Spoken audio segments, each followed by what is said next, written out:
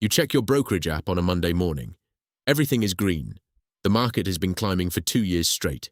Your portfolio is up 40%. Then Tuesday happens, down 3%. Wednesday, down another 4%. By Friday, you've lost 6 months of gains in 5 days. And suddenly, everyone is asking the same question. What exactly is a stock market crash? Most people think crashes happen because investors panic, but panic is usually the final domino. The real story starts much earlier. To understand crashes, we need to understand what a stock market really is. Every stock represents ownership in a business. When investors believe companies will grow, stock prices rise. And when optimism spreads, prices rise even faster. Eventually, people stop asking what a company is worth. They only ask how high the price can go. That's when bubbles begin. A bubble forms when asset prices rise far beyond reality. People buy because prices are rising, and prices rise because people keep buying. Easy money makes the cycle even stronger. Low interest rates encourage borrowing and investing. Banks lend more. Investors take more risk.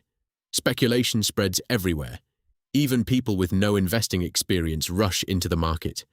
At the peak, confidence feels unstoppable.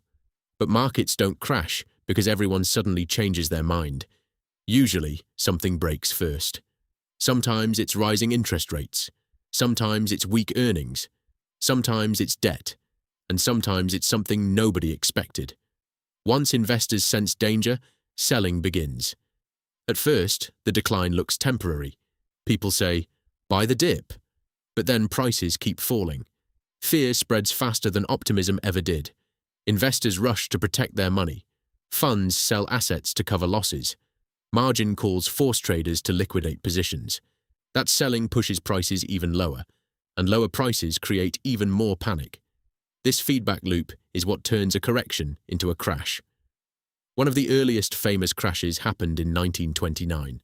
The Roaring Twenties created massive optimism in America. Stocks climbed rapidly for years. Many investors borrowed money just to buy more stocks. Then confidence cracked. Selling accelerated across Wall Street. Billions of dollars disappeared in days. The crash helped trigger the Great Depression. Unemployment exploded. Banks failed. Entire families lost their savings.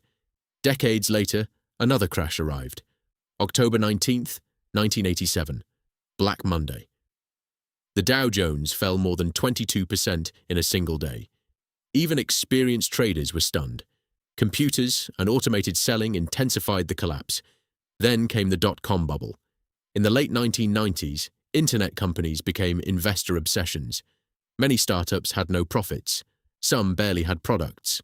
But stock prices kept soaring. Investors believed the internet would change everything, and they were right. But even revolutionary technology can become overpriced. When reality caught up, the bubble burst. Trillions in market value vanished. Then came the 2008 financial crisis.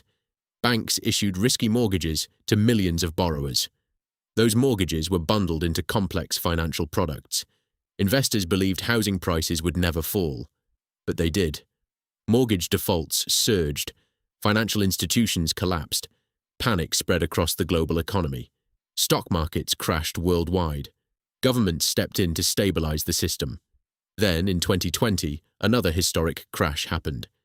This time, the trigger was a global pandemic. Businesses shut down almost overnight.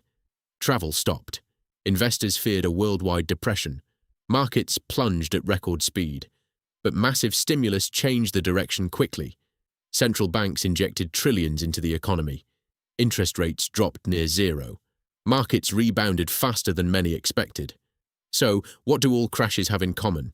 They usually begin during periods of extreme optimism. Debt often plays a major role, and fear spreads faster than logic. Crashes also reveal weaknesses already hidden inside the system. Overvaluation, excess leverage, speculation, liquidity problems. The trigger changes, but human behavior stays remarkably similar. Greed pushes markets upward. Fear pulls them back down. And history repeats the cycle again and again. But here's something important. Every major crash in history eventually recovered. The market fell after 1929. It recovered. After 1987. Recovery. After 2008. Recovery. After 2020. Recovery again. That doesn't mean crashes are harmless, but it does mean panic isn't usually a strategy.